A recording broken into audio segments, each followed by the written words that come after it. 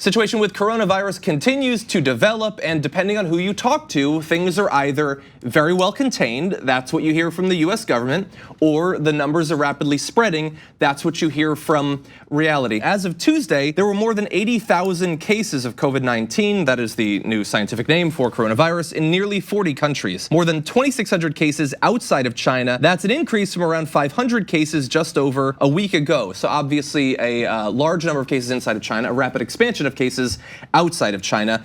And to give you an idea of a few countries that are particularly hit by this, South Korea now has the most cases other than China at 977 today, up from only 30 a week before. As of Tuesday, Iran reported 95 cases, including 19 deaths. Its outbreak was first identified days after authorities said they had no COVID-19 within their borders. We're gonna give you some updates on America as well, but that's sort of a first pass overview on the world situation. What do you think? Well, I just trust the United States government because they've never lied to me before, right?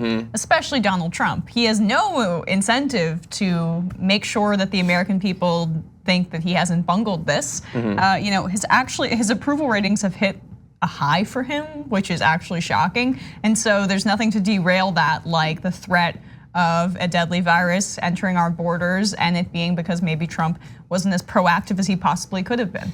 Yeah, exactly. And look, we're gonna play some of the videos of Trump talking about this in just a little bit. I did want to give you a bit more information about the current status across America. The CDC issued a warning Tuesday that it expects the illness to spread in the US and that Americans should prepare themselves for significant disruption in their daily lives. There are 35 cases reported in the US as of Tuesday. Epidemiologist Mark Lipschitz estimated to The Atlantic that between 100 and 200 are likely actually infected, so more than we have actually tracked down so far. Now, that is what we know and what some who are tracking this believe. You take that with a grain of salt. But let's go to what Trump has been saying recently. He's on this international tour. Here's what he's saying about the spread of the disease. We're almost in between countries where people weren't going to take them and they're Americans, but they're fully quarantined. They call it fully quarantined. So, we did the right thing. If you were out there, if you were an American and you refused to have any help from your country, these were wonderful people. Wasn't their fault. So, but we're really down to probably 10. Most of the people are outside of danger right now. But we've had a very strict line on the people that would take in the areas from which we take. And I did it very early. It's never done before, and I did it early. So I think it was a good decision as it turned out. Bizarre combination of denying reality, lying about the number of cases, and then sort of patting himself on the back, saying no one else has done tried to stop the spread of infectious disease before? It's never been done before. I mean, he just has one mode. It's go back to making yourself seem like you're amazing, just over the top braggadociousness. But the difference here is sometimes it can be borderline amusing, usually it's offensive.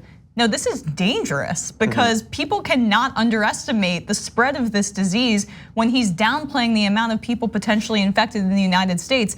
This is playing with people's lives here. This isn't Trump saying that his crowd size was the biggest. As the coronavirus continues to spread, we need a leader who's going to be clear-eyed about the actual effects of the virus. And the CDC report said, this is obviously doomsday scenario, but 40 to 70% of people could be infected at the rate that it's going by the end of the year, worst case scenario.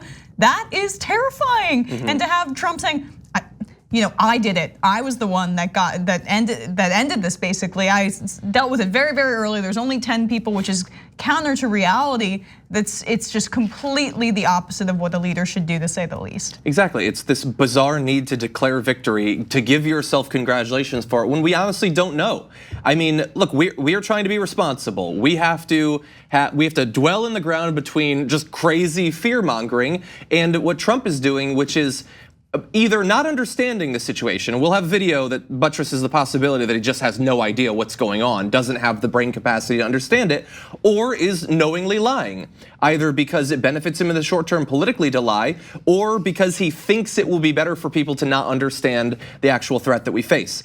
I think that that's probably what's going on, but in terms of the not understanding disease and how it spreads, here's Trump from, I believe it was a few weeks ago, talking about why he thinks that coronavirus is probably only a short-term threat. He feels very confident. He feels very confident, and he feels that again, as I mentioned, by April or during the month of April, the heat, generally speaking, kills this kind of virus. So that would be a good thing. But we're in great shape in our country. The virus, they're working hard. Looks like by April, in theory, when it gets a little warmer, it miraculously goes away. I hope that's true. But we're doing great in our country. China, I spoke with President Xi, and they're working very, very hard. And I think it's going to all work out fine. Rough stuff, I tell you, rough stuff. But I think it's going to work out good. We only have 11 cases, and they're all getting better. We're great, we're the best. It's this bizarre sociopathic approach to it's rough stuff, but it's gonna be good. It's all gonna work out. Oh, thousands of people died. Well, let's forget that. It's all good. It's all gonna work out. The heat will flush all that out. I mean, when have you ever heard of disease spreading in hot places? Oh my God, no, that's the exact opposite of what happens. The heat's gonna make it worse. If anything, I mean, your scientific knowledge is way better than mine, but I'm sure mine is better than Trump's. I'd love to know what he thinks the mitochondria is. Yeah, and look, so again, that would be interesting. How exactly did it evolve? A porn star. Oh my God. So look, I want to talk a little bit about a bit of the trouble that is facing us. So one thing is, in some countries, we've seen a rapid spread of the disease. I mean, the absolute numbers in Italy are not particularly high, but they have been rising relatively quickly over a short period of time. We gave you the numbers for South Korea recently. There are some places, obviously, where it's hard to get information. But one of the things that is, like, some people will look at this and they'll think, well, I mean, we've had so much notice now. This has been news for months. How could it have spread to new countries and then rapidly spread? We should know to be on the lookout for it. Well, the problem is that not that many laboratories actually have the ability to screen for this disease. You think, oh, we've got doctors. No, not all can. I read one number, I think it was of like 100 labs in the US that hypothetically do disease screening, only 2 actually had the ability to screen for COVID-19 at that point. That's a problem, and that's America, where we theoretically, up until Trump at least, put a lot of money into the CDC. He wants to cut it by billions of dollars, but it has been funded in the past. I read until last week, now this is a situation that is changing thankfully, but in Africa, only 2 countries, Senegal and South Africa, had the lab capacity to screen for the virus. Other parts of the world are facing similar issues. So right now, it's hard to even track it when you literally don't have the lab capacity to do so.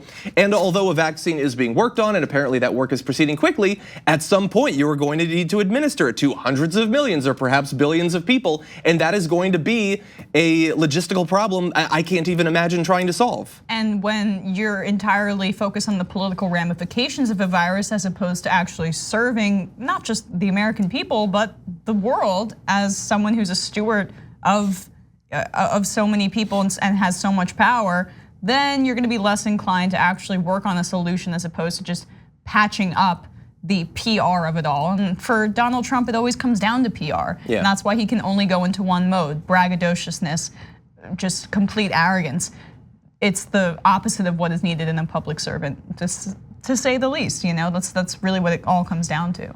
Agreed. And for everything I just said, I'm not trying to fearmonger either. This is obviously, there's an international response to it. People in power who can take things seriously are taking it seriously. Trump is obviously not a part of that group, but other people are. And I expect that they're going to do literally everything they can.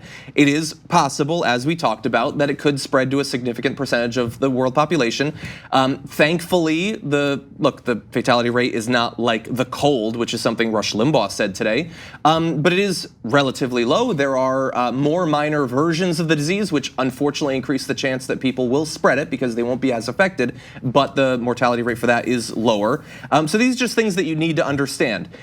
There is one potential consequence going forward of the potential for an international pandemic around COVID-19, and that would be the possibility that it could affect elections, either in the US or abroad. Supposedly, it is already having an impact in Iran, where there are projections that turnout is something like I believe it's 40% instead of 60%, which it was in the last election. And some people have been showing up wearing masks. If disease is spreading, then you are going to be worried about going to very crowded areas. If in November, coronavirus is a significant problem in the United States, it is not inconceivable that that could have an impact on the election. Although not a consistent impact. Rural areas are going to be relatively less affected. Dense urban areas more affected by fear of congregating in an area with a large amount of people. So that is something that hypothetically we should be planning for. Absolutely. Yeah, and look, I'm gonna say that this is by far the least important news around this, especially considering the 80,000 plus cases and thousands who've already died.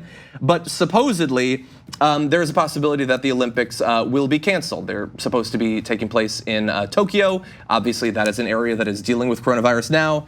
And I apologize in advance, but Dick Pound, the longest serving member of the IOC, said the 2020 Olympics in Tokyo could face cancellation because of the spread of coronavirus. He said that organizers could wait up until May to decide on the fate of the games, which are slated to begin on July 24th. Oh, Dick Pound said that? He did. Oh, it just seems unlike should have him. just put an official with the IOC, but that's what the graphic is. Why not go with Richard? Anyway, look, and like I said, it's by far the least important consideration, but for some people, that's a lifetime of training in the making that hypothetically could be thrown off. It's not the sort of thing where you can just be like, oh, just go to Toronto. It's complex. Again, logistically, it's a huge complex problem, and even delaying it is a problem. So much money behind it as well, so much infrastructure and investment. Exactly, so obviously that is not high up on the list of priorities, but it is something that you should know if you are a fan of the Olympics. Thanks for watching the Young Turks, really appreciate it. Another way to show support is through YouTube memberships. You'll get to interact with us more. There's live chat emojis, badges. You've got emojis of me, Anna, John, JR, so those are super fun. But you also get playback of our exclusive member-only shows and specials right after they air. So all of that, all you gotta do is click that join button right underneath the video. Thank you.